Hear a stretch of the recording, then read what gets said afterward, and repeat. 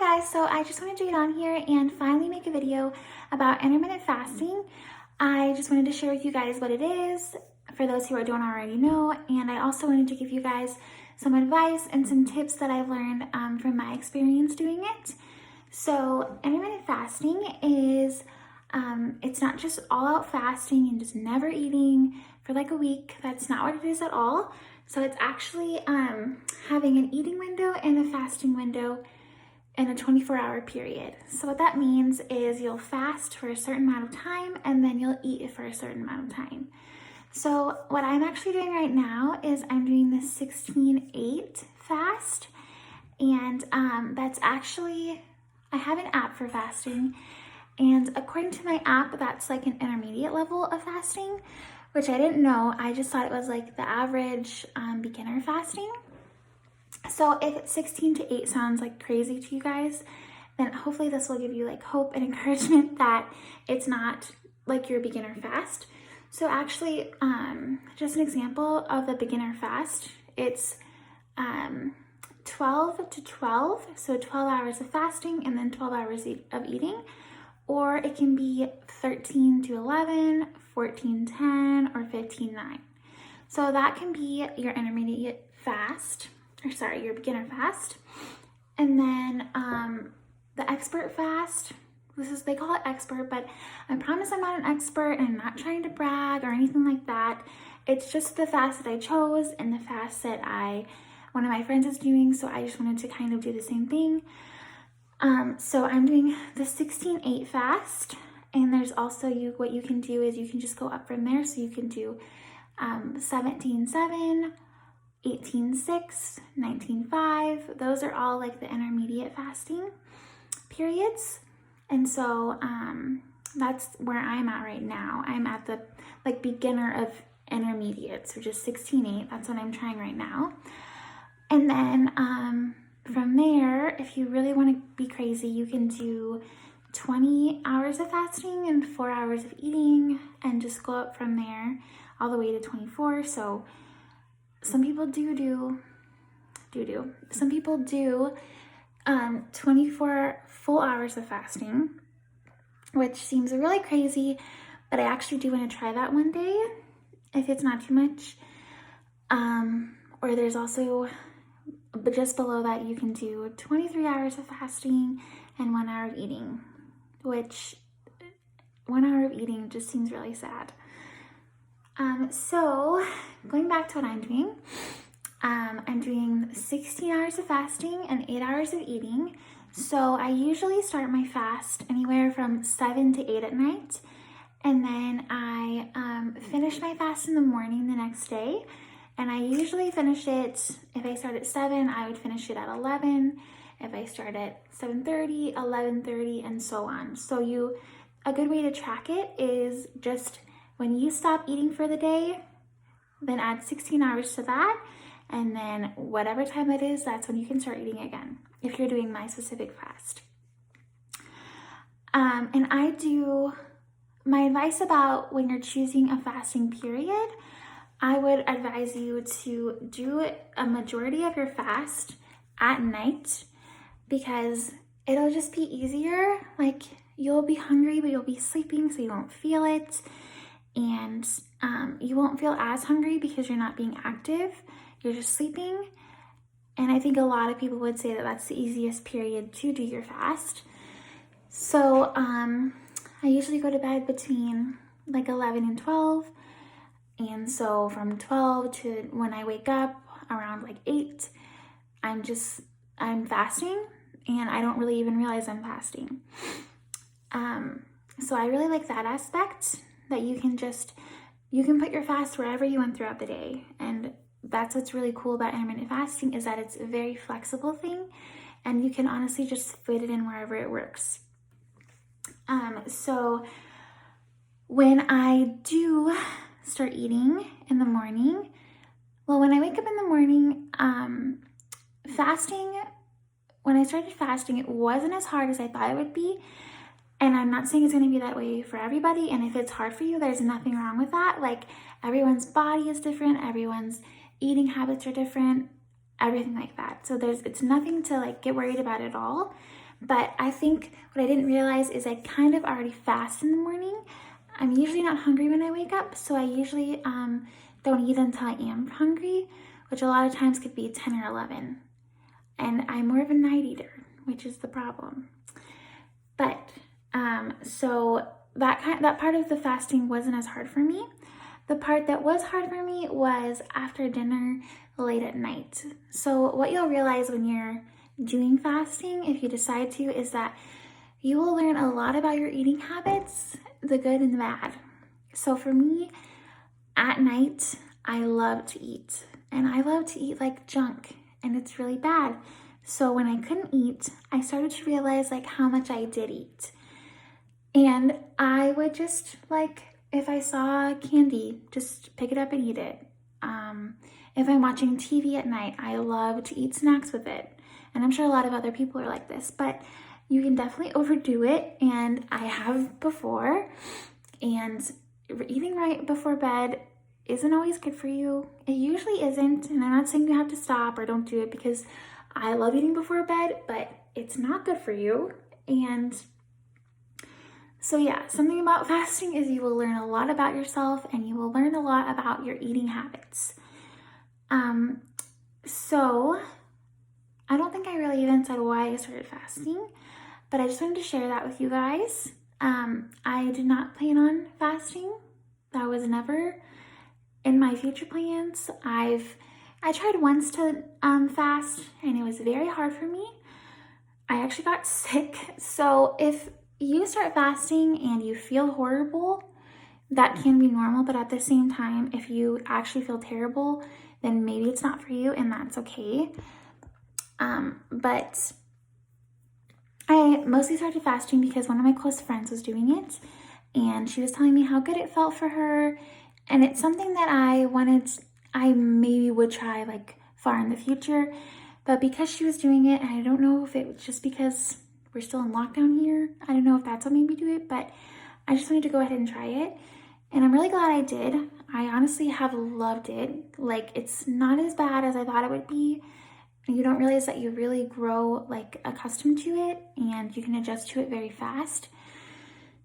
So I really have liked it.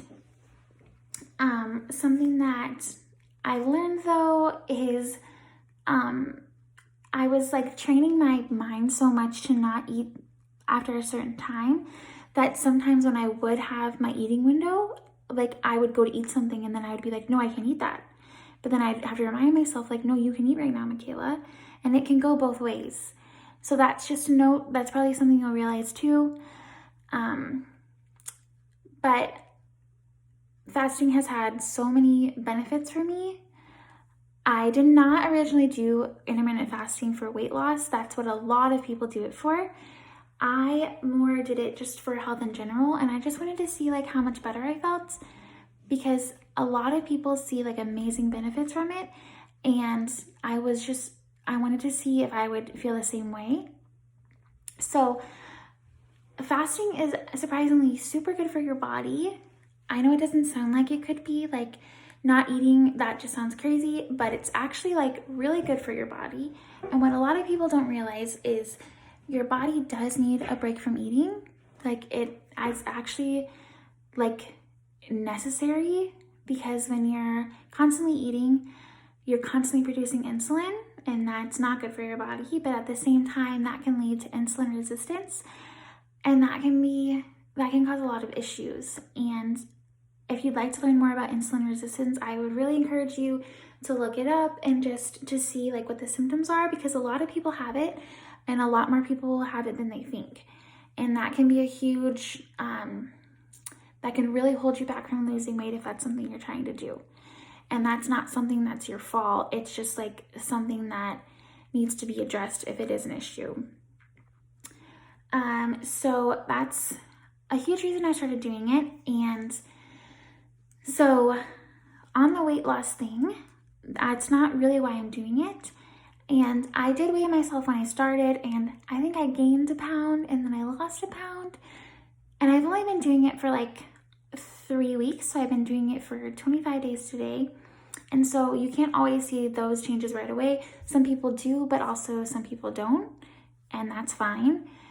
But for me, I just more wanted to do it for just to like help my body, because especially being in lockdown, it's been hard to not go crazy, and it's been hard to not like be inside my head, and I just wanted to put my body in like the best possible position right now, and just to be healthy. So some benefits I've seen myself are my digestion is so much better, and that might be like TMI for some people, but it really helped my digestion. My sleep's better, and a huge reason my sleep is better is because when you eat right before bed, your body has to then digest the food like when you go to sleep, and that can interrupt sleep, and it just gives your body more work. So in order to have like a really good night's sleep, you'd want your body to only just focus on sleep and not having to digest something.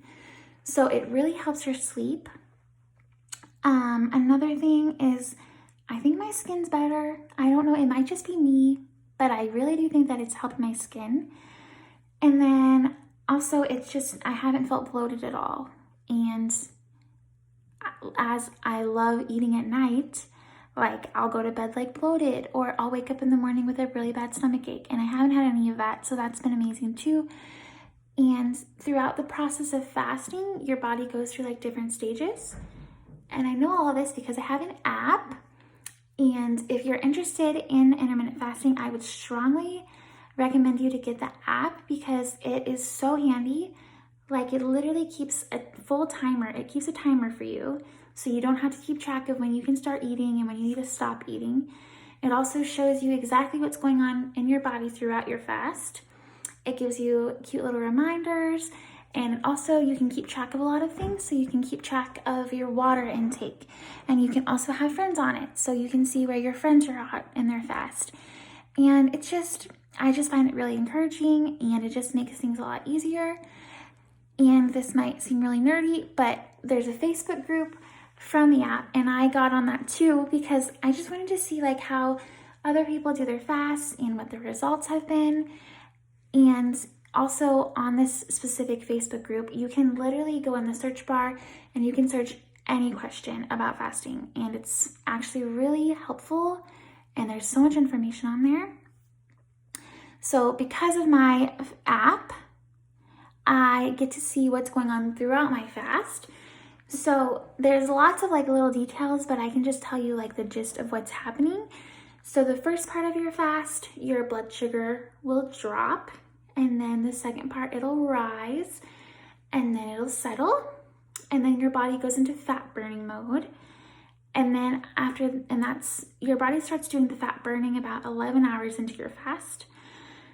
And then there's ketosis, which is when like new cells are produced. That's when you can also feel super productive and motivated.